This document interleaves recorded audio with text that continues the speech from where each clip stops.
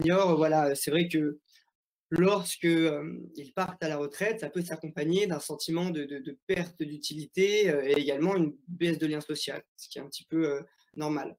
Donc également le surmenage des aidants familiaux qui, s'occupent d'un parent âgé, qui peuvent également, s'occuper, d'enfants et c'est une difficulté, heu, supplémentaire de devoir, gérer en même temps sa vie.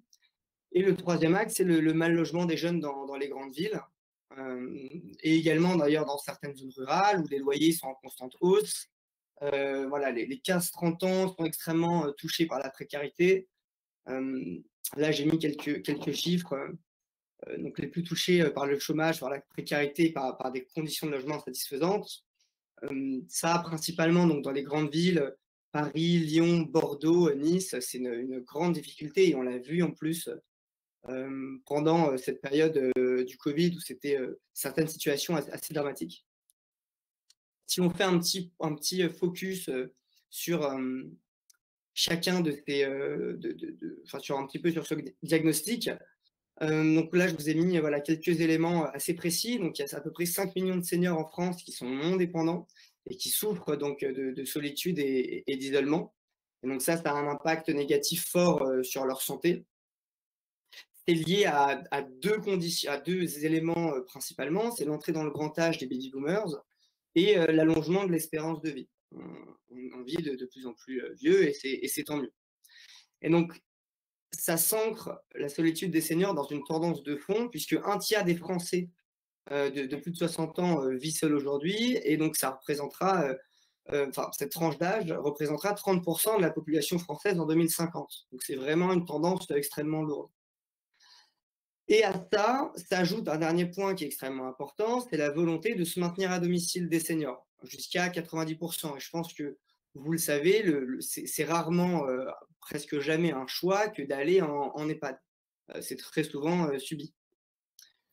Le surmenage des aidants familiaux, donc c'est, on peut parler de génération, sandwich. C'est donc ces personnes qui ont entre 40 et 50 ans, qui doivent à la fois s'occuper d'un parent, qui est en perte d'autonomie ou pas forcément, d'un enfant, qui va partir faire ses études ou pas. Donc il y a vraiment plein de situations différentes, mais les aidants familiaux, ils sont en détresse, on va dire, de ce point de vue-là. Ils sont, vraiment, très peu soutenus. Hem Donc là, quelques aspects sur la cohabitation, familiale. Donc on se rend compte que c'est des liens qui se distendent, de plus en plus. Donc voilà, en 2011, aucun département ne compte plus de 35 de cohabitation avec un parent. Donc ça, c'est depuis, en fait, 30 ans, il y a une vraie évolution, de ce point de vue-là. Et en termes de chiffres, donc c'est 11 millions d'aidants, non professionnels qui doivent intégrer, donc comme je vous le disais, à leur quotidien, la prise en charge d'un parent. Le mal logement des jeunes, donc c'est une donnée qui est, enfin, c'est un fait qui s'est accéléré également, sur les 20 dernières années.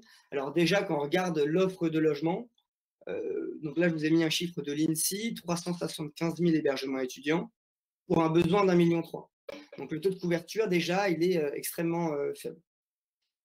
Et si vous voulez, le mal logement des jeunes, c'est, un problème endémique puisque les jeunes qui vont, rentrer, à la fac, et qui vont pas avoir, beaucoup de ressources. Alors déjà, ils vont, le logement, c'est le premier poste de dépense des étudiants. Donc selon l'UNEF, c'est presque 70.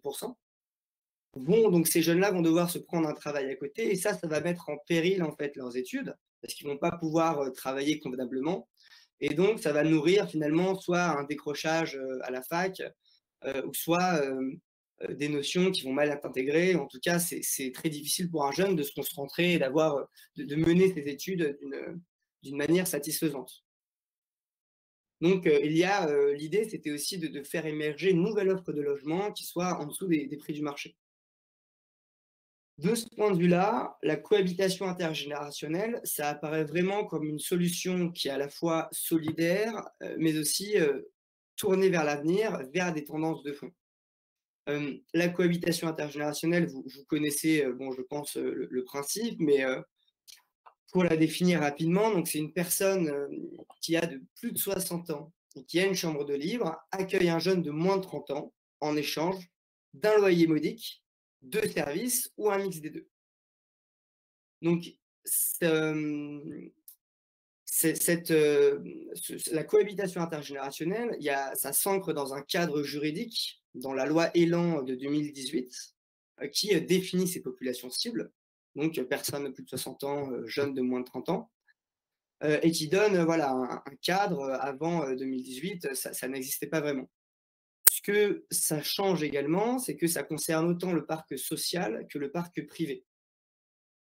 Et aujourd'hui, une personne qui vit dans un HLM, dans un logement trop grand, peut accueillir un jeune de moins de 30 ans sans forcément l'accord du bailleur.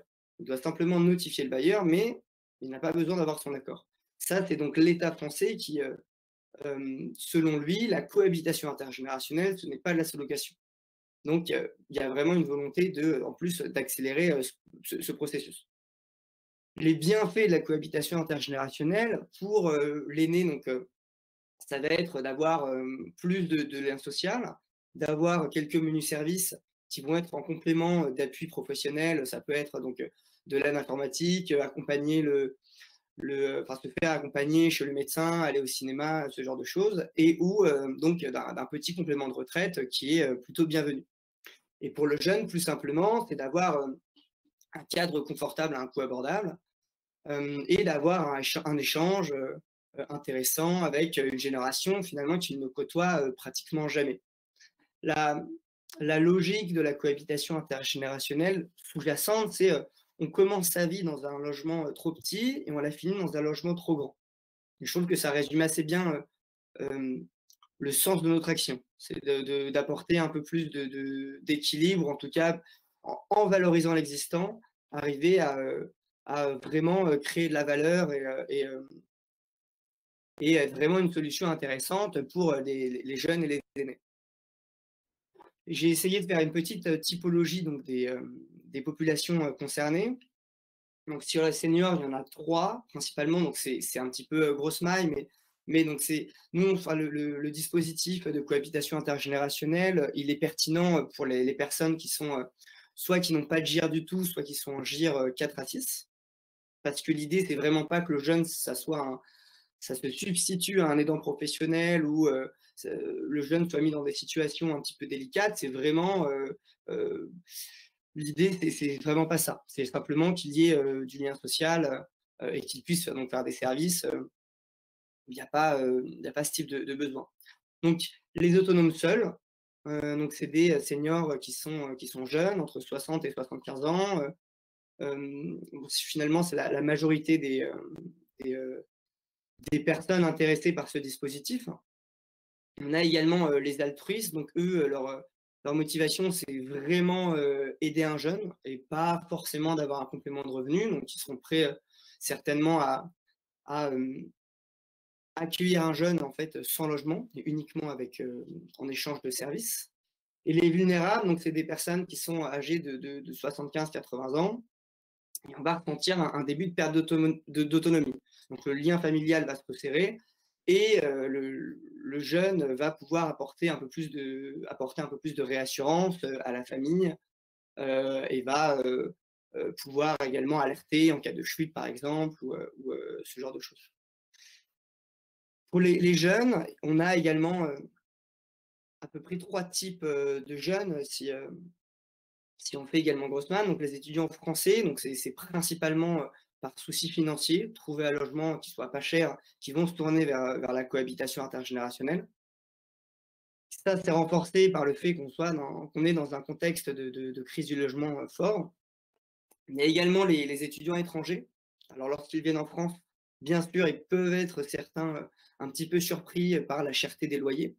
Donc ça va être un argument, enfin, une envie d'abord financière de se diriger vers la cohabitation intergénérationnelle, mais également l'envie de rencontrer des locaux, de pratiquer le français, de vivre avec, finalement un petit peu comme moi quand je suis allé en Australie, d'échanger avec un local qui va me partager en fait ses bons plans, l'histoire de sa ville, et donc ça aboutit à une expérience en fait souvent enrichissante. Et les jeunes actifs, donc ce sont c'est la troisième catégorie de personnes qui vont rentrer donc sur le marché du travail, qui n'ont pas forcément beaucoup de revenus qui vont arriver sur des zones soit urbaines, soit rurales, où le logement est extrêmement tendu. Et en fait, c'est toujours agréable aussi bien d'avoir un logement donc, abordable assez rapidement, et aussi en fait de commencer sa vie avec une personne qui connaît le lieu dans lequel ils vont se projeter 1, 2, 3 ou 5 ans. Donc la cohabitation intergénérationnelle aujourd'hui, donc petit état des lieux, en fait ce modèle-là, il existe depuis très longtemps.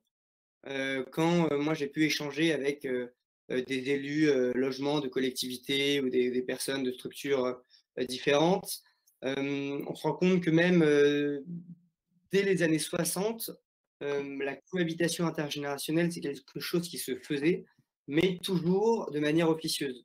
Il n'y avait pas d'organisme ou de cadre où c'était plus l'ami d'amis ou la tante enfin voilà, un cercle familial ou amical qui permettait de développer ça.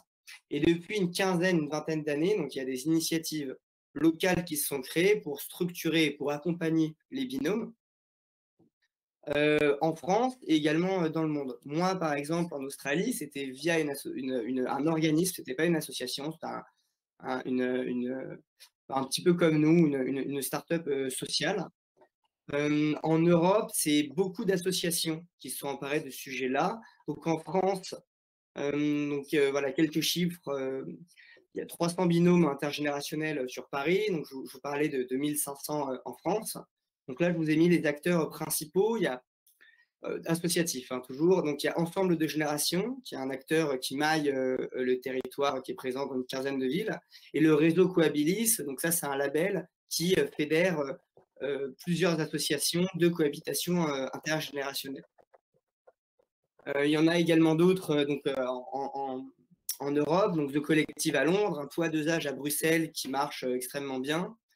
À Toronto, donc on a HomeShare, à Deventer Humanitas, à Boston, il y a également une, une, une start-up de cohabitation intergénérationnelle. Donc voilà, on se rend compte que ça fleurit, mais toujours, depuis une quinzaine d'années, l'impact est extrêmement limité. Et 1500 en France par rapport à 850 000, c'est un écart qui est quand même très conséquent. Et nous, avec Omise, avec les autres fondateurs, on s'est demandé comment passer de 1500 à 100 000, 200 000, ou en tout cas vraiment accélérer le processus, enfin, ce modèle de développement. Nous, donc, l'action d'Omise, on a voulu avoir une approche à la fois humaine et digitale, où il fallait à la fois donc, réassurer les seniors et les jeunes, accompagner tous les acteurs, tous les partenaires et les binômes dans donc l'identification, et c'est ce qu'on disait, la sensibilisation des adhérents cibles, donc seniors, aidants ou jeunes.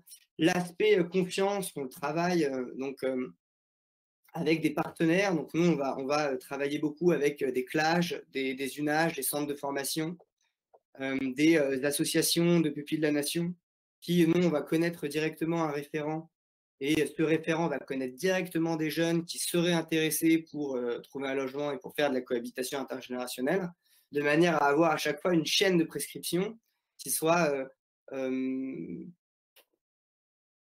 très bien, très bien huilée, si je puis dire, avec une chaîne de confiance qui soit toujours très forte. L'idée également, c'est de pouvoir de permettre à tout type de seniors, digitalisés ou non digitalisés, de cohabiter. Donc ça, c'est aussi un de nos challenges. Donc on a des partenaires qui soit accompagnent dans l'inscription des seniors, ou soit c'est nous qui directement inscrivons les seniors qui ne sont pas du tout digitalisés. On a mis en place également un carnet de liaison entre l'adhérent, donc voilà, senior, et donc un acteur social qui va accompagner le binôme, et donc un référent omis à chaque fois pour chaque binôme qui va suivre les cohabitations.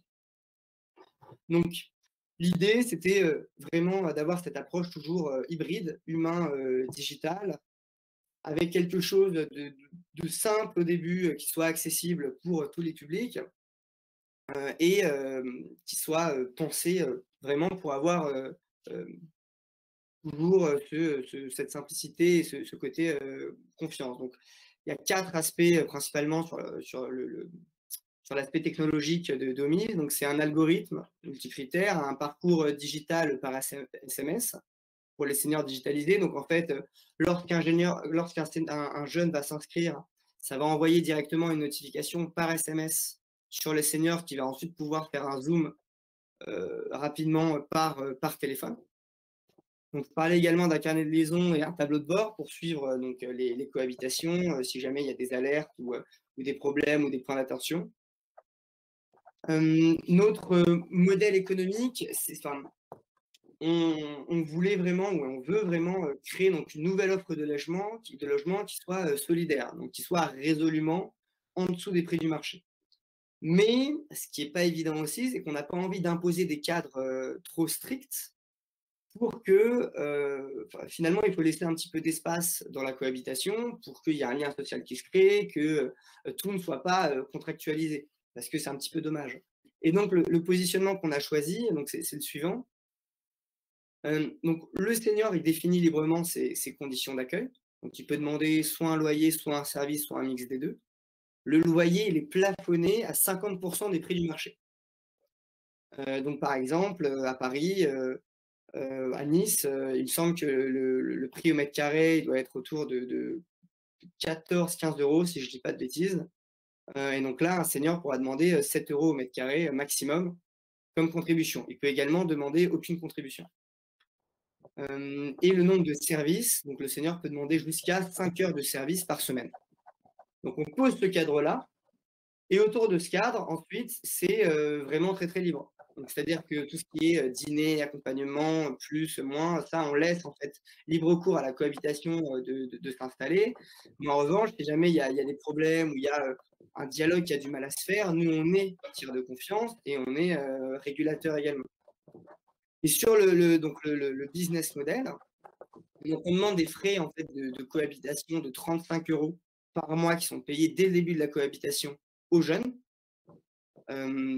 Et on prélève une commission de 15% sur le loyer éventuel. S'il n'y a pas de loyer, donc on prélève aucune commission. Sur l'aspect loyer, donc voilà, j'ai mis un petit point d'information sur les contreparties financières exigibles par le senior. Donc c'est un petit peu ce que je vous expliquais. On essaye d'avoir une approche granulaire par rapport à la géographie. Parce que louer un logement à Nice ou à Paris, c'est pas la même chose que de louer un logement à Brest ou à Rennes. Donc toujours avoir quelque chose en fait de logique et de solidaire. Et si vous voulez, on y reviendra. J'ai Oui. pas compris, en fait, à quoi correspondent les 35 euros par mois et les 15% de contrepartie financière? C'est ce qui revient au dispositif, c'est ça? C'est ça, c'est ce qui revient à remise. OK. Exactement. Donc nous, nos partenaires, on a gagné la place de l'émergence, qui est un concours organisé par France Active. On l'a gagné donc en janvier 2020 et on a été subventionné par Clésia, Malakoff Humanis et la Banque des Territoires. Et ça nous a permis de lancer l'expérimentation Homise, donc principalement en zone urbaine. Il y a 50 cohabitations qui ont démarré à partir de janvier 2020, qui se sont un petit peu interrompues à cause du Covid. Mais en tout cas, ça nous a permis d'avoir ce fameux POC, cette preuve de concept d'expérimentation. Et ensuite, ça nous a permis aussi d'aller voir donc, plusieurs acteurs avec qui aujourd'hui on travaille ou on est en discussion pour faire vraiment émerger la cohabitation intergénérationnelle et faire vraiment développer le dispositif Homise. Donc, j'ai mis nos principaux partenaires ici. On est passé par la Maïf Startup Club, qui est un espace qui appartient à la Maïf. Les mutuelles, c'est évidemment des partenaires institutionnels qui sont très forts pour nous permettre de développer ce modèle-là. Et aujourd'hui, on est incubé à Station F, donc qui est un incubateur dans Paris. Et on essaie vraiment d'avoir une approche à la fois très pragmatique, mais toujours très sociale et avec cet idéal de vraiment développer ce nouveau modèle de vivre ensemble. Sur nos partenaires d'école, on a rapidement eu des étudiants de Sciences Po Paris, de la Sorbonne et de l'Université de Bordeaux qui ont pu cohabiter, donc c'est nos tout premiers cohabitants. Et on est accompagné également par voilà, d'autres programmes comme Live for Good ou La Ruche, qui nous permettent soit de nous mettre en relation avec d'autres acteurs du bien vieillir, soit avec d'autres entrepreneurs sociaux et pour essayer de co-construire des solutions à deux. Parce que nous, on va dire, notre volonté pour développer Omise, c'est vraiment de fédérer un écosystème partenarial qui soit fort. Côté jeunesse, donc ça va être, je vous l'ai dit, faire avoir des conventions de partenariat avec des partenaires donc comme des clashs, des centres de formation, des universités, des bureaux d'accueil d'étudiants étrangers, des associations qui vont connaître leurs jeunes, qui vont donc nous envoyer des profils de jeunes qui correspondent. Pour les partenaires aidants, parce que l'aidant, évidemment, c'est une solution, on va dire, de réassurance et qui est assez intéressante. Donc, on va travailler soit avec des entreprises, en fait, ou des comités, des CE ou des directions RSE d'entreprises qui vont parler de ce nouveau modèle-là. Et ça intéressera certainement les salariés aidants sur la partie vraiment donc, visibilité. Et les partenaires seniors, on est en discussion donc, avec des mutuelles, donc Malakoff Humanis, la Maïf. Donc à chaque fois, c'est lent, mais il y a des marques d'intérêt qui sont fortes. Également avec donc, des groupes d'aide à la personne qui vont parler d'Omise, qui vont venir enrichir leur offre et montrer en fait que l'intérêt de la cohabitation intergénérationnelle. Lorsqu'un jeune est à la maison, souvent le maintien à domicile, en fait, il est plus long. On discute également avec des bailleurs sociaux, parce qu'en fait, dans le parc social, il y a énormément de seniors qui vivent dans des logements trop grands pour eux, dans des T4, des T5, et qui ne veulent pas partir, parce que, en fait, ils sont bien chez eux, ils ont les souvenirs qui sont liés à leur famille ou à plein d'autres choses. Et donc, il y a une grande partie du parc social qui ne répond pas à la promesse, à savoir loger les personnes en situation de précarité. Et donc, développer le modèle de cohabitation intergé dans les parcs sociaux, et ben, c'est quelque chose d'intéressant pour les bailleurs. On discute également avec quelques collectivités. Donc, j'ai eu un rendez-vous récemment avec l'élu logement de Nice qui s'appelle Marie-Christine Durand pour essayer de réfléchir à comment on peut mettre en visibilité à la fois la cohabitation intergée dans son ensemble et l'offre d'Omise. Donc on est également en lien avec des villes comme Lyon, Bordeaux, Brest, Rennes, donc vraiment sur des actions de visibilité. Et donc aujourd'hui, voilà, on est toujours en train de fédérer cet écosystème qui, on l'espère, va nous permettre de sensibiliser très fortement et d'identifier avec beaucoup plus de précision les seniors intéressés et les jeunes intéressés. Et donc là, notre objectif très concrètement pour septembre 2020, évidemment, on ne sait pas comment va évoluer le contexte sanitaire, mais bon, on se doit d'être optimiste. C'est 400 à 500 cohabitations qui démarrent en septembre.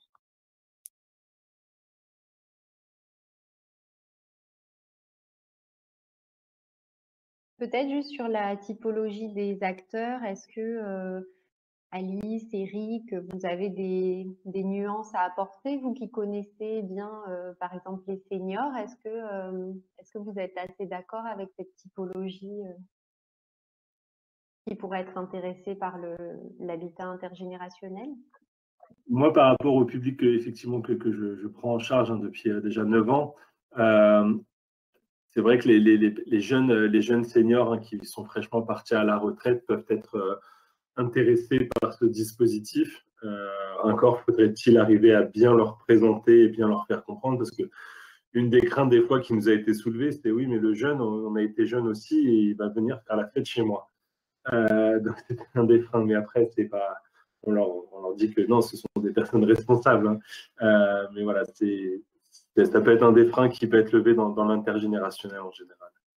Après, voilà, il y a l'acceptabilité d'un inconnu. Ça peut être pas forcément évident, mais je pense que c'est un état d'esprit après quand on se lance dans ce genre de cohabitation, à la fois en tant que senior et à la fois en tant que jeune. Donc, ça me paraît cohérent avec ce qui existe, ce qui a été dit.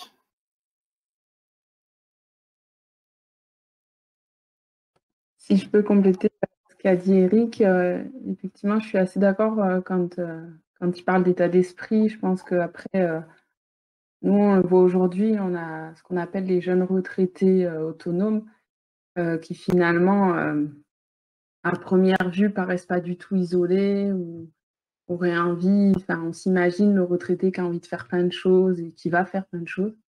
Et en fait, il y a finalement une forte solitude chez ces personnes-là qui peuvent vite se retrouver à part, en fait, parce que aujourd'hui, quand on passe à la retraite, ben, on n'est pas forcément entouré, ou en tout cas, on ne passe pas à la retraite en même temps que tous ses amis.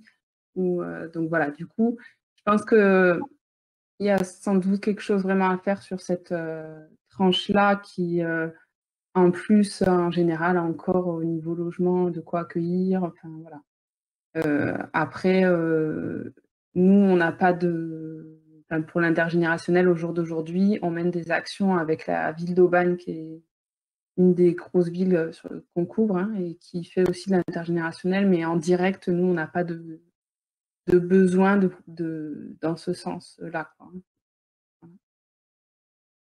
De besoins formulés, vous voulez dire? Oui, parce qu'au niveau du pôle info senior, la structure dans laquelle je travaille, en fait, on est plutôt sur des besoins, des problématiques en termes de maintien à domicile ou d'accès aux droits, d'aide au transport, on a même des demandes d'hébergement pour les familles, quoi, hein, des familles pour leurs proches. Donc, en termes d'intergénérationnel, ça va être plutôt des demandes qui arrivent de nos partenaires, en fait. Voilà, c'est pour ça que je vous parle de la ville d'Aubagne qui est très axée sur l'intergénération, mais voilà. Ce qui est intéressant, je trouve, sur la cohabitation intergénérationnelle, c'est de voir que, en fait, c'est pas du tout quelque chose, c'est un besoin latent. C'est-à-dire que aucune personne qui a une chambre disponible de temps en temps va se dire tiens, si j'accueillais un jeune, ou très peu de monde. En fait, alors, présentant le dispositif en disant bah, tiens, vous savez que ça existe, et aujourd'hui, en plus, c'est encadré par la loi, il y a des dispositifs qui vous permettent de faire ça facilement avec des jeunes de confiance, en définissant vos conditions d'accueil. Est-ce que là, ça vous intéresse?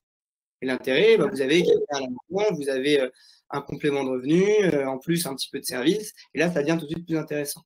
Et en fait, c'est la manière justement de quelque chose qui n'a pas été fait ou mal fait jusqu'à présent, c'est présenter justement cette offre-là avec toute la réassurance nécessaire.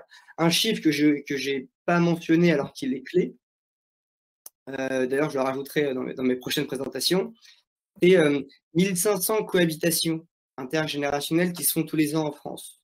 En fait, j'allais en parler juste après, mais je prends un peu d'avance. Contre 850 000 seniors qui se disent prêts à cohabiter. Et ça, c'est un chiffre très récent, parce qu'il date d'octobre 2020. Il y a un rapport qui a été fait par la CNAV. Et donc, voilà, c'est en fait quelque chose vraiment à développer, quand bien même ça existe déjà depuis une quinzaine d'années à peu près, de manière structurée. Je pense que c'est en fait une sensibilisation à faire auprès des seniors, auprès des jeunes. Après, je trouve que les jeunes actifs, en fait, aussi, on en voit pas mal qui cherchent finalement à faire de la cohabitation, des fois avec d'autres jeunes. Et je pense que si on les sensibilisait à de la cohabitation intergénérationnelle avec, j'aime bien l'idée des 3 groupes, avec le dernier groupe, en fait, qui est justement plus sur une capacité financière et qui a moins de temps, je pense que ça ferait peut-être moins peur parce que je pense que les jeunes actifs ont tendance à voir une cohabitation intergénérationnelle comme une cohabitation qui va leur demander du temps. Et voilà, je pense qu'il faut en fait sensibiliser les deux publics, à la fois les seniors mais aussi les jeunes pour qu'il y ait, selon les situations, le pas qui se franchisse, quoi. coup, comment est-ce que vous sélectionnez les jeunes ou quels sont les critères de fiabilité que le jeune va jouer le jeu? Il y a 2 choses. Donc déjà, c'est vraiment le côté partenarial. C'est super important pour nous. Donc nous, on connaît vraiment directement des référents des structures que je mentionnais. Et ces référents-là connaissent directement les jeunes. Et c'est ces référents-là qui nous envoient déjà des profils de jeunes, qui nous disent, voilà, là, il y a Jean, il y a Luce qui est intéressé, voilà leur profil, voilà leur budget max, ils recherchent dans telle zone. Donc, l'intérêt du... Oui, pardon. Oui, mais c'est eux qui portent la responsabilité. Imaginons un scénario pas très joyeux, mais un étudiant vole chez la personne âgée. Ouais. Qui est responsable? Le responsable, c'est le jeune. Ok. Du coup, par rapport à celui qui l'a sourcé, est-ce qu'il est engagé? Est-ce que vous n'êtes pas responsable? Ouais. Comment le senior, il est sûr qu'il ne se met pas en danger en accueillant quelqu'un? Ouais.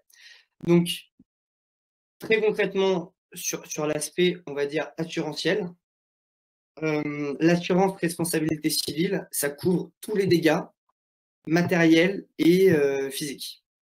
Donc, si jamais il y a un vol, il y a un problème, etc., cette assurance, elle couvre. Aujourd'hui, l'assurance responsabilité civile, c'est aussi bien les jeunes que les aînés qui l'ont.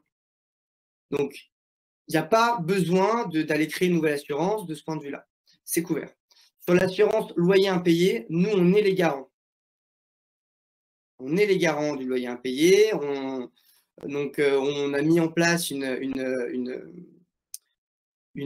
assurance avec Allianz.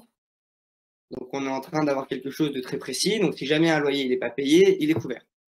Et ensuite, sur le côté plus, on va dire, responsabilité, le contrat de cohabitation intergénérationnelle, il fait foi. Il a une valeur juridique. Donc, si jamais à un moment ça va très loin et il y a un problème et on va au tribunal, ce qui a été défini dans ce contrat-là fait foi. Et ça protège aussi bien le jeune que le senior, parce qu'il peut y avoir des abus dans les deux sens.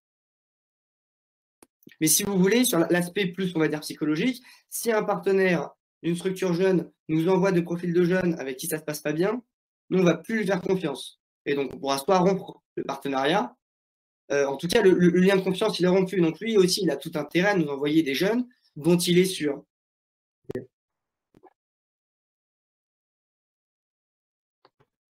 Comment ça se passe pour le matching? On se rappelle tous un peu de le berger espagnol où on voit le juriste passer un entretien. Comment ça se passe là avec le senior du coup? Comment vous voyez la mise en relation? Comment elle se fait pour être sûr qu'après, avant la signature du bail? Ce qu'on a défini, donc c'est un jeune ingénieur va s'inscrire sur la plateforme. Dès qu'un jeune s'inscrit, donc on va lui demander un certain nombre d'informations, notamment donc évidemment, enfin la zone de recherche. Et en fait, à partir du moment où il s'inscrit, il va y avoir donc une notification faite à tous les seniors qui habitent dans la zone. Donc, il y aura écrit, voilà, Jean vient de s'inscrire sur Remise, il a 25 ans, il fait telle formation, voilà sa vidéo de présentation, on demande une vidéo de présentation du jeune qui va se présenter. Et ensuite, voulez-vous échanger avec Jean? Donc, les seniors qui disent oui. Ensuite, on organise une rencontre soit en visio, soit en physique. Donc, il y a ce premier lien-là où nous, on est présents. Et ensuite, les personnes qui ont apprécié le profil du jeune disent bah oui, moi je suis prêt à cohabiter. On génère le contrat de cohabitation. Et ensuite, la cohabitation démarre. Et donc, dans le cadre du contrat, une cohabitation peut s'interrompre avec un préavis d'1 mois. Donc, ça reste assez souple. Il y a une période d'essai, entre guillemets, parce que vous dites 1 mois, mais 1 mois, si on ne supporte plus, c'est long. Oui, après, si on ne supporte plus, on espère que le jeune peut partir plus vite. Hein. Mais en tout cas, si un jeune il a vraiment très peu de ressources, il arrive chez un senior, ça ne se passe pas bien du tout, on ne peut pas le mettre à la rue dans 3-4 jours. Ça, c'est plus compliqué. Donc, le préavis d'un mois, nous, c'est ce qu'on trouve que c'est en termes, enfin, c'est une période qui est juste et qui est d'ailleurs définie par la loi. Et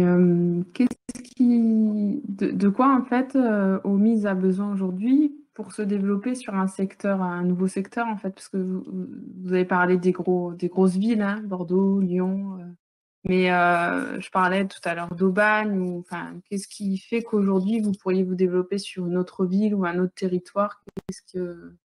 Voilà. Oui, c'est une bonne question.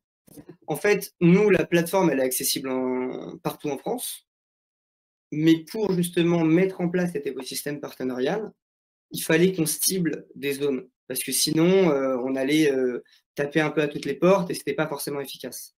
Mais si en fait, demain, à Aubagne ou dans une autre zone, il y a une association ou une structure d'aide à la personne qui dit bah, moi, j'ai une grosse demande, on envoie un email ou on fait une communication ou un webinaire, on se rend compte qu'il y a 40 seniors qui veulent cohabiter et qui s'inscrivent en tout cas sur le site, et ben là, on va développer sur ce secteur-là des partenariats avec des structures jeunes, etc. Et on va s'investir.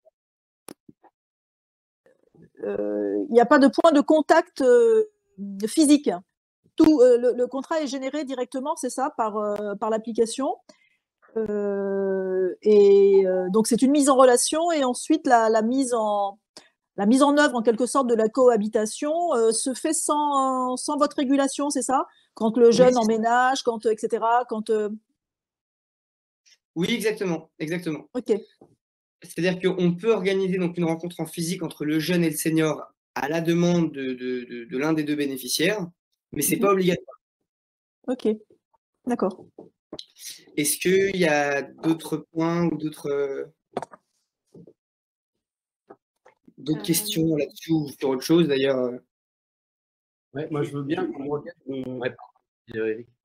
Sur le cahier de liaison et les services proposés, en fait, j'arrive pas trop à. Le jeune propose des services ou le senior demande des services, c'est ça? Et tout est transcrit dans un cahier de liaison? C'est ça. C'est ça. Et aussi, le carnet de liaison, il est intéressant pour certains acteurs sociaux, notamment les mutuelles,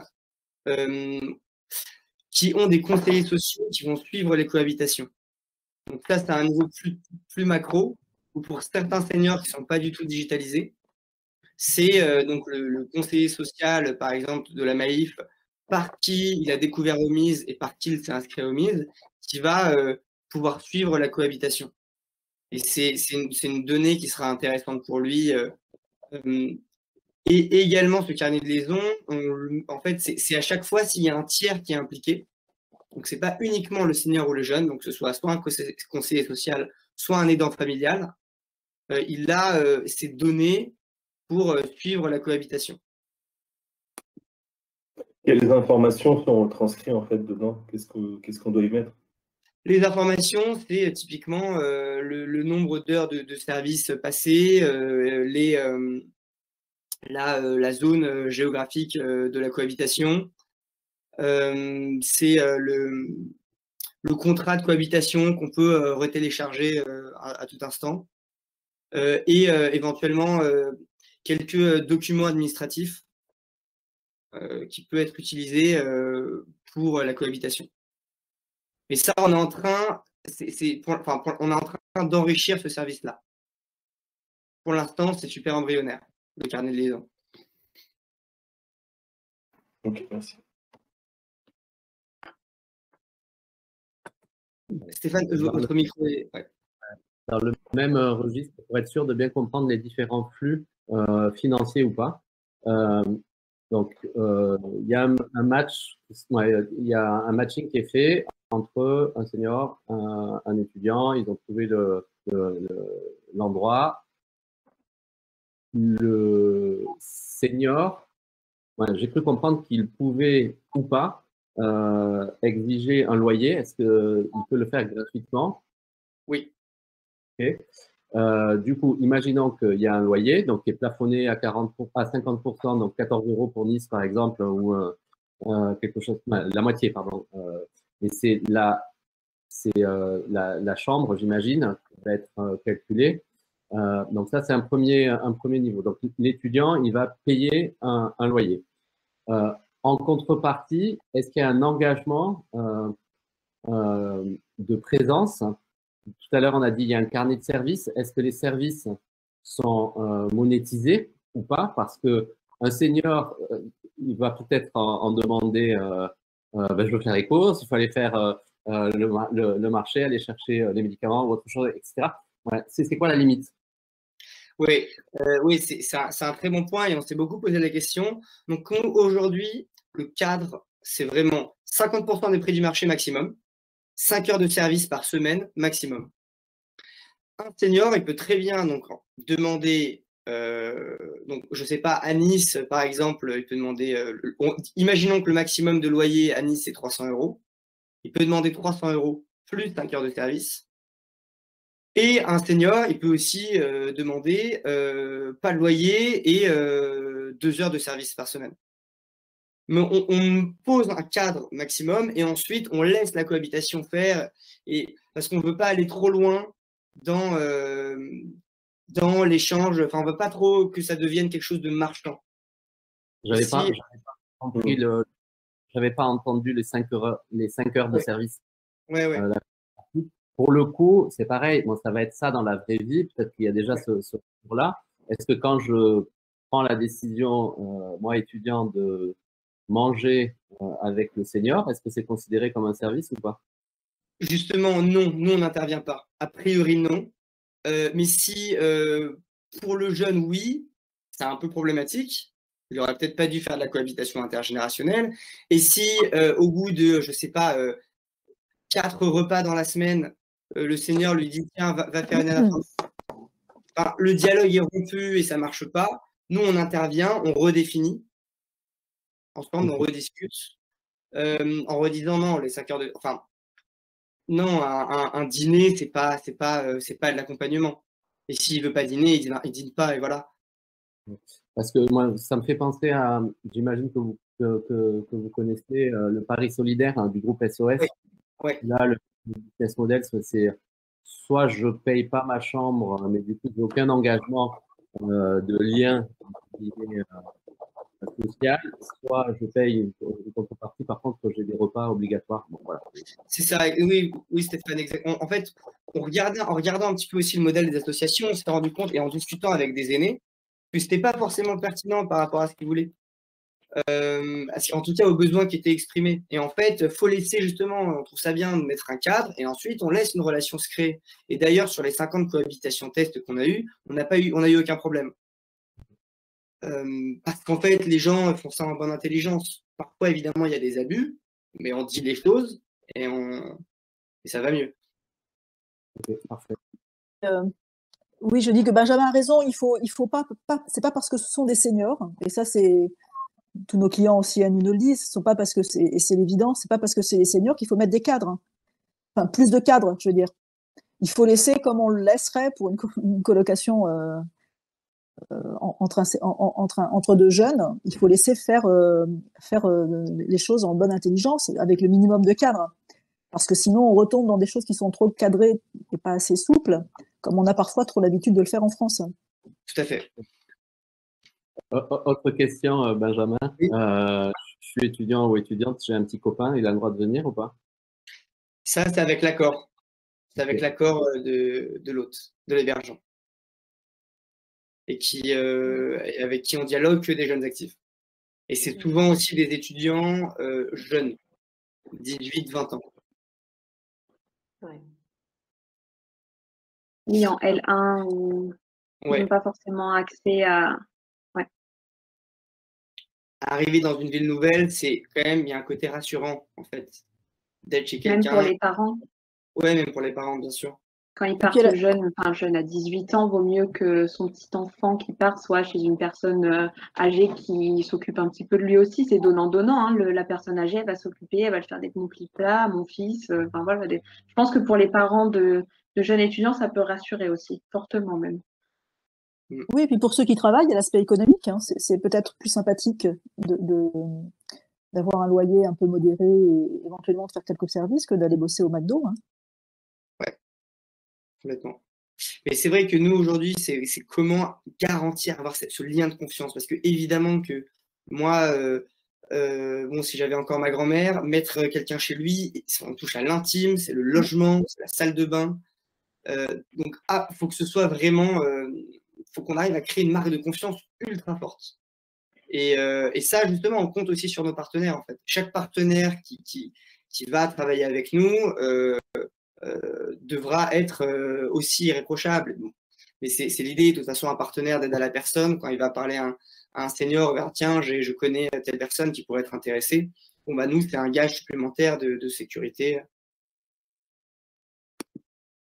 Et on est vraiment, vraiment là-dessus aujourd'hui, quoi. Oui, c'est sûr que c'est le point de douleur. Ouais. Moi, j'avais une question justement. Tout à l'heure, vous avez parlé des référents, vos référents de terrain, en fait. Est-ce que c'est les partenaires dont vous venez de parler ou est-ce que c'est des référents qui font partie d'OMIS ou... C'est les référents de partenaires. À chaque fois, quand on rencontre des partenaires, on a une personne référente avec qui on va dialoguer.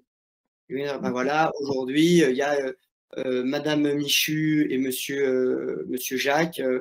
Ils ont montré de l'intérêt pour Remise. Donc voilà, je leur ai envoyé votre formulaire d'inscription.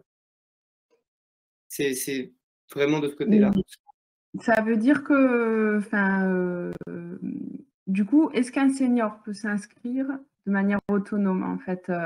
L'information est diffusée dans une réunion, mais après, cette personne ne revient pas forcément vers le partenaire référent. Et du coup, l'information peut être, c'est du bouche à oreille, en fait, diffusée encore plus loin. Est-ce que de manière autonome, quand vous avez des inscriptions, vous les prenez en compte ou il faut toujours que la personne arrive via un référent?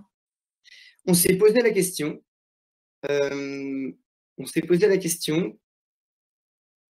Aujourd'hui, on prend tout le monde en compte, mais en fait, on aimerait bien avoir idéalement que des seniors et des jeunes envoyés par des partenaires et pas avoir à faire de publicité classique.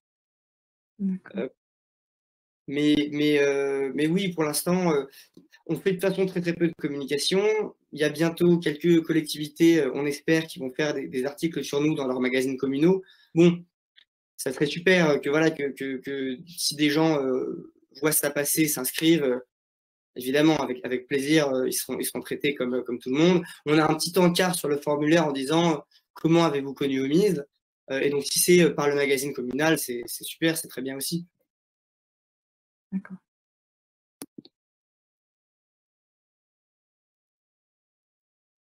Et j'avais une petite question pour Stéphane, du coup, est-ce que pour le projet de la Maison de la Diversité, c'est quelque chose que tu te verrais mettre en place ou proposer aux locataires en tout cas? Alors, oui, il y a plein de… Alors, la dimension intergénérationnelle, donc là, on a vu la cohabitation, mais il n'y a pas que ça. Nous, dans la co-construction de la Maison de la Diversité, c'est quoi? C'est un immeuble, chacun a son appartement, il n'y a pas de chambre d'amis dans les appartements, il y a des chambres d'amis mutualisées, il y a 3 ou 4 logements pour étudiants, et après, il y a des espaces communs pour recréer du lien social, et au pied de l'immeuble, on aura une structure pouvant accueillir du public ou des professionnels du médico-social, ou je ne sais pas si vous connaissez mes petites cantines de Lyon, ou chez Daddy, par exemple, un café intergénérationnel au pied de l'immeuble. Bon, travailler la thématique intergénérationnelle, elle peut se travailler de manière différente entre le logement et le vivre ensemble, et le passage des jeunes dans la Maison de la Diversité. Ce qu'on sait aujourd'hui, ce qu'ils ont exprimé, c'est qu'ils veulent pas d'enfants à charge, donc c'est un public donc qui, pour 90%, n'ont pas d'enfants, et ils veulent pas, certes, ils veulent pas un ghetto de vieux, donc on va s'adresser aux jeunes de 55 ans et plus, mais ils veulent pas les tout petits non plus. Donc les enfants à charge, ou parce que on sait qu'il y a le bruit, etc., etc. Donc ça, c'est des…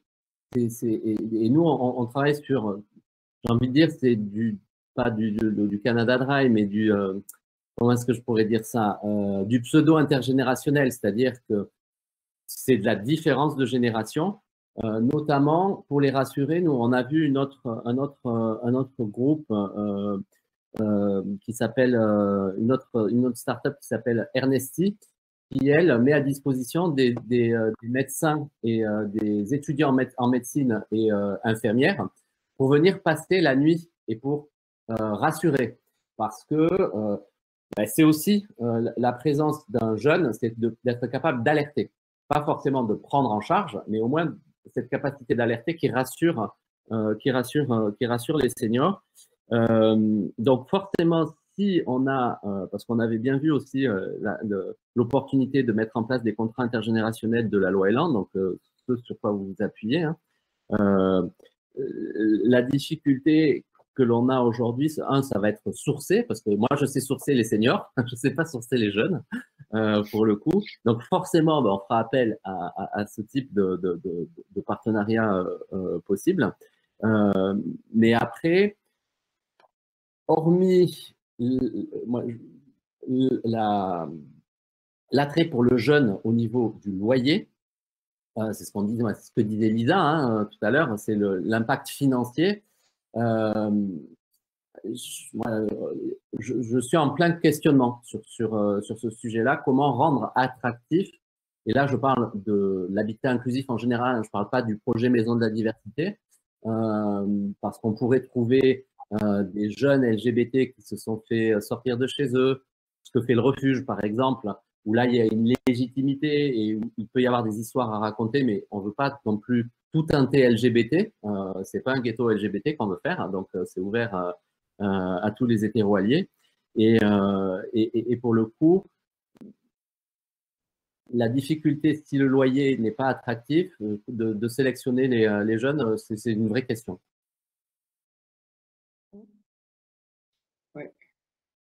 Mais donc, ça veut dire, Stéphane, si je comprends bien, donc les seniors qui iraient dans des immeubles intergénérationnels, je ne sais pas comment tu les… On appelle ça. Pardon? La maison de la diversité. Donc, ils vont dans ces maisons de la diversité, donc ils iraient dans ces maisons au lieu d'aller dans des résidences autonomes, ou c'est simplement ils sont seuls chez eux et ils ont envie de retrouver un dynamisme. Ils sont seuls chez eux et il y a une problématique. En fait, si tu veux, dans l'habitat inclusif, il y a un projet de vie sociale et partagé qui va être basé sur l'entraide et la solidarité, sur le bien vieillir. Mais pour autant, il ne faut pas que ça soit une résidence autonomie.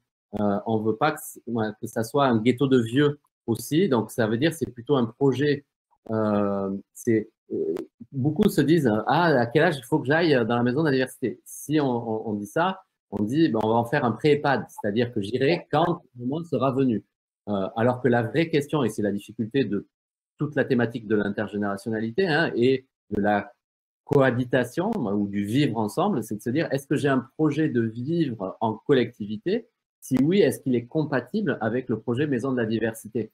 C'est-à-dire que chez nous, c'est chacun est chez soi à son appart, mais par contre, chacun s'engage, donne un temps pour le collectif, parce que la maison, elle va être autogérée au maximum.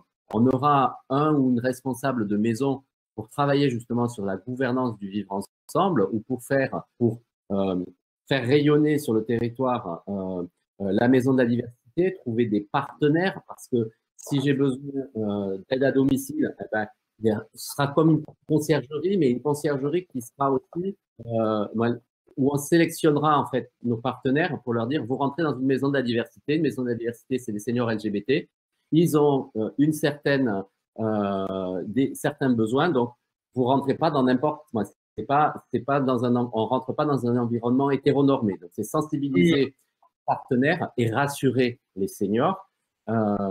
Et donc chacun va donner, par contre, va s'engager pour donner un temps pour tout le monde, et ce, quel que soit son âge ou sa condition. Parce que si je suis en fauteuil roulant, je peux très bien avoir aussi ma capacité à agir dans le collectif.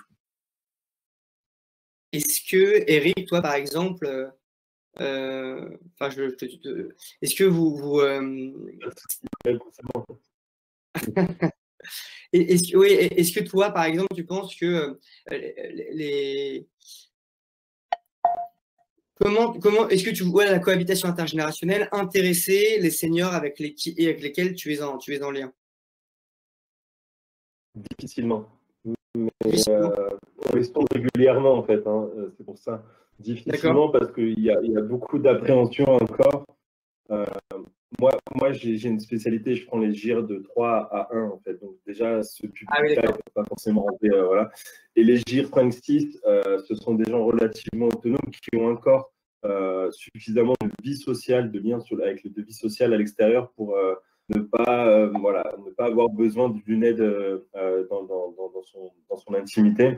Et puis nous, notre travail aussi, c'est de les ouvrir quand on repère des bénéficiaires comme ça qui sont sur de la rupture un peu de lien social. On essaie de les ouvrir, on les oriente vers des associations pour qu'ils aillent sur de l'activité. Donc le domicile, on le gère parce que GIR 6-5, ça se gère très facilement. Après, là, le lien social, c'est nous qui les aidons à le créer. Donc je pense que ça peut vraiment être quelques publics qui pourront être intéressés par votre proposition, mais pas quelque chose de grand volume. Parce que c'est aussi notre métier. Hein. Demain, les 5-6 services que le jeune ne fait pas, ce sont des heures que moi, je ne fais pas en tant qu'aide à domicile.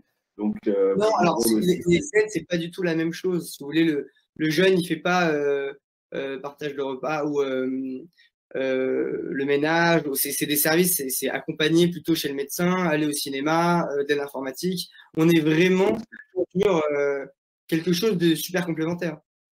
Non, moi c'est ce que font mes salariés. Elles font les deux courses, elles font les sorties. Elles ne font pas que l'entretien. L'entretien, il faut changer l'état d'esprit de l'aide à domicile, mais c'est une partie de notre métier. Tout le reste, c'est tout l'accompagnement à l'extérieur et le faire avec la personne. Et est-ce que vous sur la présence de nuit, est-ce qu'il y a c'est quelque chose que vous proposez, ça, par exemple? Oui. Alors, c'est un problème de coût qu'on arrive à régler par deux façons. Soit on passe par du mandataire, soit on passe en mode prestataire. Nous, on a différentes façons d'intervenir au domicile de nos bénéficiaires. Donc, par le mandataire, en fait, c'est la personne qui emploie la personne que nous, on a recrutée pour elle. Et la dame ou le monsieur vient faire ses nuits auprès d'elle. Un coût moindre que s'il passait par nous en tant que prestataire. Après, l'autre start-up que Stéphane a rencontré, effectivement, cet accompagnement, cette surveillance via des étudiants en médecine peut répondre à une certaine problématique. Nous, la plupart du temps, des nuits, c'est ce qu'on appelle des nuits tranquilles. Les gens, ils dorment à côté, ils se lèvent 1 heure avant, ils préparent le petit-déj et après, ils repartent. Donc, voilà. Il faut trouver la bonne personne qui a envie d'avoir ce lien et qui n'aime pas se sentir seul en permanence. Mais ça, vous allez trouver, il n'y a pas de souci. Ça répond à une petite demande, je pense. Parce que même les personnes GIR 5-6 que vous, aujourd'hui, vous orientez vers des assos ou vers des activités, des liens sociaux, etc., pourraient également être intéressées d'avoir quelqu'un de rendre service à un jeune et d'avoir un petit complément de revenu, non? Tu ne crois pas? Oui, c'est possible. C'est pour ça que mais comme ce n'est pas le gros de mon public, mais après, moi, je ne l'ai pas dit, mais je fais aussi partie d'une association. On est 30 dirigeants en fait, de structures à domicile sur le 06.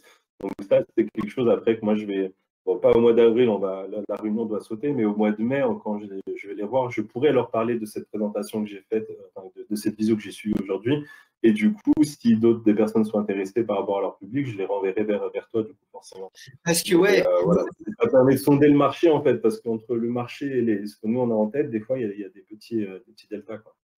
Bien sûr, nous, l'intérêt, c'est vraiment, on ne veut pas que le jeune soit un aidant professionnel. C'est vraiment, c'est ni son rôle, ni il n'est pas formé du tout. Donc, il faut aussi que, aujourd'hui, on a on est en discussion avec des gros services d'aide à domicile et justement, on essaie vraiment de leur montrer le fait que c'est un rôle très complémentaire. Et si tu vas prolonger la discussion sur voilà, quelles sont les choses que vous faites précisément, le jeune ne les fera pas, ben ça sera fait parce que l'idée, c'est pas d'aller marcher sur les plates-bandes des à domicile, c'est pas le rôle du jeune du tout et c'est même pas le modèle de cohabitation intergénérationnelle qu'on veut développer. Oui, c'est pour ça. Moi, j'ai pas peur du glissement de tâches parce qu'à un moment donné, les forces se rééquilibreront. Et ça, c'est pas le souci, notamment où il y a un cadre le plus large possible. Voilà, il y a des rapports et on est comme ça. De toute façon, même les auxiliaires de vie, les aidants professionnels font du glissement de tâches sur de l'aidant personnel quand ils y vont le samedi en cachette. Donc, voilà, ça arrive. Hein. Voilà, donc faut trouver la personne à qui, voilà, qui est dans effectivement cette aide. Moi, j'ai des bénéficiaires effectivement qui ont des grandes maisons, qui ont loué tout le rez-de-chaussée à plusieurs personnes et voilà, ça c'est ça parce qu'ils sont déjà dans cette dynamique aussi d'avoir d'avoir des locataires entre guillemets. Donc là, c'est du locataire dans son propre intime, dans son propre appart, mais ça peut être envisagé dans des grandes maisons où il y a 4-5 appartements des fois. Hein. Ça arrive.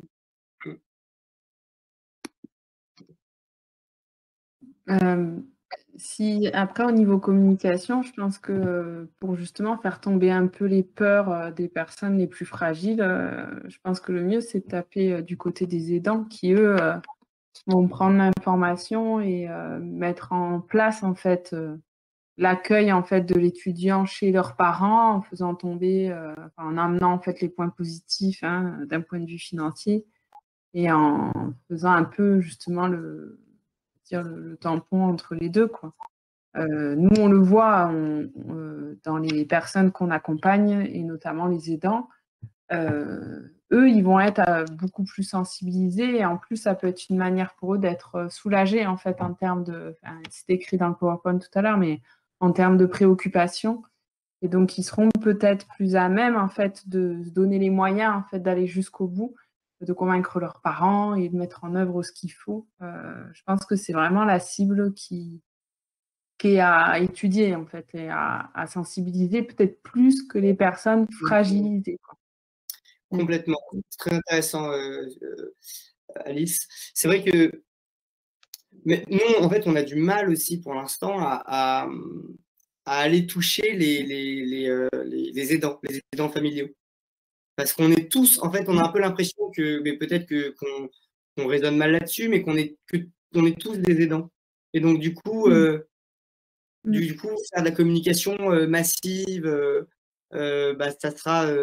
On ne sait pas très bien comment aller toucher les aidants. Après, les aidants, on est tous des aidants, mais ce qu'on voit, nous, dans notre travail, c'est que les aidants qui s'occupent d'un proche, en fait, s'identifient pas eux-mêmes aidants. Nous, notre premier travail, au pôle Info Senior, on va répondre à une demande d'une famille, eux s'appellent pas aidants, donc on va les appeler familles, par rapport à leurs proches. Et la première chose qu'on fait, mes deux collègues, c'est de leur dire, mais vous êtes aidants, en fait. La première chose, c'est de les identifier en tant qu'aidants. Et donc, eux-mêmes ne s'identifient pas aidants. Donc, c'est complexe, en fait, d'aller vers ce terme-là. Mais je pense qu'on parlait tout à l'heure des jeunes retraités autonomes. C'est ce public-là, en fait, c'est ces jeunes retraités entre 60 et 70 qui ont encore leur autonomie et qui sont aidants, en fait, de leurs parents, parce qu'il y en a de plus en plus. Et c'est en fait, je pense qu'en essayant d'aller toucher ces jeunes retraités, seniors, on touchera ce public d'aidants qui a envie d'être libéré en fait du poids de la charge de leurs parents. Hein, et des fois, ce n'est qu'une charge mentale en fait, hein, et qui n'a pas en fait au jour d'aujourd'hui la solution, hein, à part se dévouer à son parent.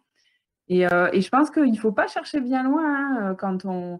Enfin, du coup, moi, je travaille avec beaucoup de collectivités. Je couvre 17 communes sur mon territoire, mais les collectivités, c'est les premières concernées par ce public en fait qui est volontaire en fait pour trouver une activité pour eux-mêmes et en même temps se libérer de leur rôle d'aidant l'espace de quelques heures, peut-être dans une journée ou dans une semaine. Donc, voilà, je pense que les collectivités. Après, si on va vers les associations spécialisées pour les aidants, comme on a nous sur notre territoire, mais il y en a aussi au niveau national, hein, ce qu'on appelle les plateformes de répit pour les aidants. C'est des structures qui accompagnent des aidants avec un proche en perte d'autonomie plus important. Alors, pas forcément, hein, mais bon, dans leur public, il y a quand même pas mal d'aidants qui ont un proche avec une maladie neurodégénérative. Donc, voilà. Mais bon, du coup, c'est possible après en termes de sensibilisation. Mais... Voilà. Les aidants, je pense qu'ils sont partout. En fait, il faut juste pas chercher bien loin, mais c'est surtout les les reconnaître en fait. Parce que c'est pas pareil de leur dire, ce public-là, entre 60 et 70 ans, c'est pas pareil de leur dire, voilà, on a une solution d'intergénération, vous pouvez héberger un étudiant, que de leur dire, on a une solution d'hébergement intergénérationnel et vous pouvez proposer de cette solution à votre parent ou à vos proches en fait. Et du coup, la sensibilisation n'est pas la même. Soit ils le prennent pour eux, soit ils le prennent pour leur entourage. Et du coup, l'impact n'est pas le même. Entièrement.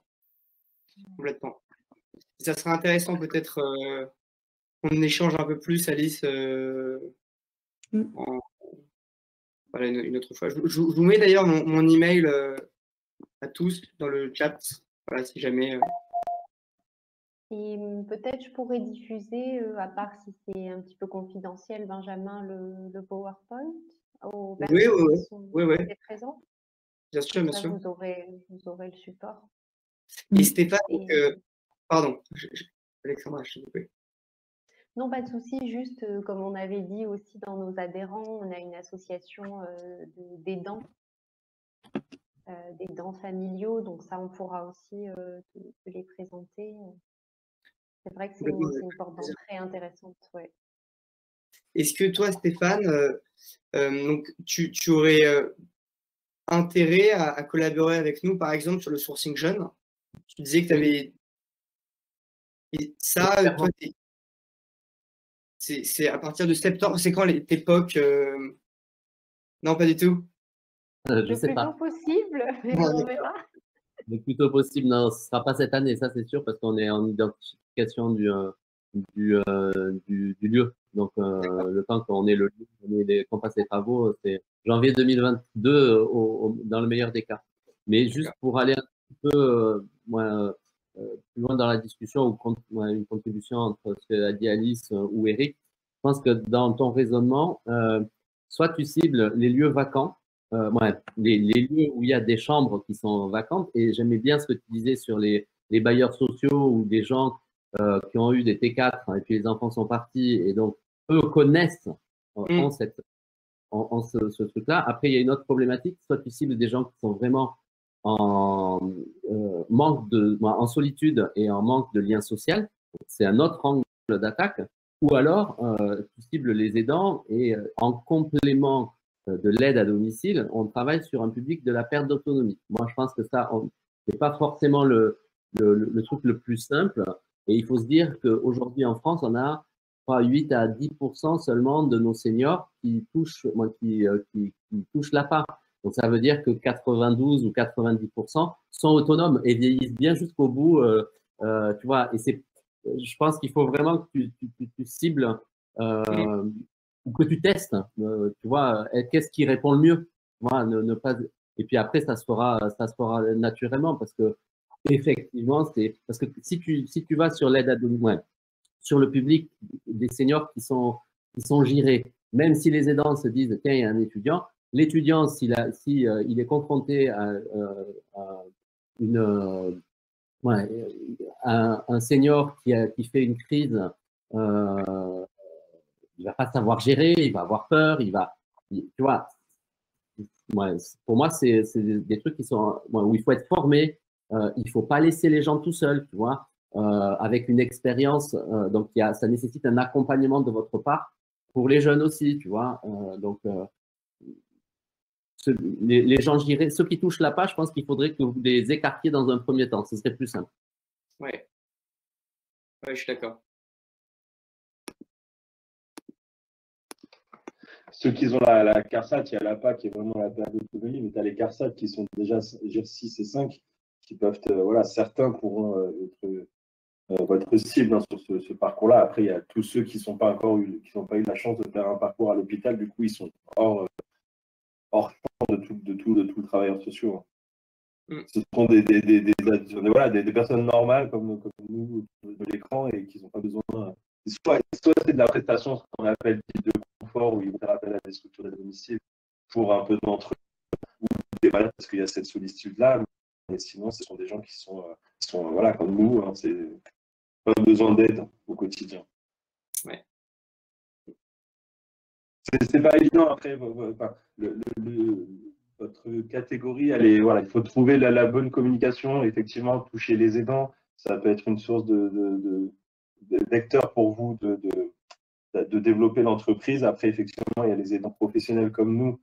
Il y a les associations qui interviennent auprès de tous ces publics. Il y a les plateformes de répit, on en parlait, mais il y a plein de choses qui existent pour les seniors. Malakoff, tout ça, si vous ouvrez les listings, à mon avis, vous allez en trouver des personnes. Ouais. Eux aussi, ils en ont plein des personnes. Donc, ouais. C'est d'énormes. Voilà, faut cibler, en fait. Je pense qu'il faut que vous ayez différents types de communication. De toute façon, dès le moment où on touche à des seniors, il faut savoir à qui on parle et qu'est-ce qu'on veut leur dire. Donc, soit on parle vraiment aux seniors purs, mais là, tu vas en toucher qu'une partie, soit tu touches les aidants, les enfants ou les petits-enfants qui veulent effectivement permettre de sécuriser le domicile ou de se sécuriser eux-mêmes, en tout cas, leurs parents ou grands-parents. Ouais. Et c'est vrai que là, pour l'instant, on essaye vraiment de toucher les seniors autonomes digitalisés, que ce soit eux, nos early adopters, et dans un deuxième temps, les aidants familiaux qui Après, aussi. c'est le public. Les seniors digitalisés, ils ont 50, 60, 65 ans, 70, et ils ont eux-mêmes des parents. Hein. Donc, c'est un peu la même cible. Hein. Oui, c'est vrai. Après, ouais, c'est vrai. Moi, j'avais une toute petite question. Je veux savoir combien vous étiez de salariés, enfin, si vous étiez juste des 3 cofondateurs, enfin 3 fondateurs, ou s'il y avait d'autres pour gérer la plateforme, en fait, s'il y avait d'autres salariés. Donc, on est ces 3 fondateurs, on a 2 développeurs en plus, et après, on a 2 stagiaires. D'accord. Et on compte recruter en septembre. Mais on est une petite équipe pour l'instant. Après, nous, on a développé, en fait, depuis 2016, on travaille dessus. Et donc, on a mis en place sur la ville d'Aubagne un projet de lutte contre l'isolement des personnes âgées avec les services de la Poste, en fait, avec le financement du facteur qui passe, qui fait une prestation spécifique, voilà, pour poser des questions qui vont identifier des caractéristiques spécifiques de l'isolement. On a développé ce projet-là en 2017 pour le premier volet et le deuxième volet a été fait cette année, là, début 2021. Et du coup, forcément, dans ce cadre-là et dans le cadre d'un projet plus global de lutte contre l'isolement sur cette ville-là, en fait, on rencontre des seniors qui vont bien, qui ne sont pas justement dans les dispositifs de l'APA ou de la CARSAT et qui ne sont pas en demande de tout ça, mais qui se sentent isolés. Je trouve avec ce contexte encore plus, bien que ce contexte a beaucoup chamboulé finalement les retraités ou les personnes en activité, parce que les personnes retraitées, certaines se sont senties isolées, encore plus isolées, mais parfois c'était pas flagrant, pas plus. Ceux qui sont sentis isolés, ils l'étaient déjà avant. Et en plus, la difficulté, c'est qu'il y a peut-être moins d'étudiants, puisque tout se fait en visio. Donc, en fait, tous les étudiants sont chez leurs parents. Ils n'ont plus besoin d'avoir un logement. Donc, on est dans une période qui favorise, en fait, l'isolement, on va dire, la problématique de l'isolement des personnes âgées, mais dans une période qui ne favorise pas l'hébergement de l'étudiant. Donc, en fait, ça ira peut-être mieux l'année prochaine.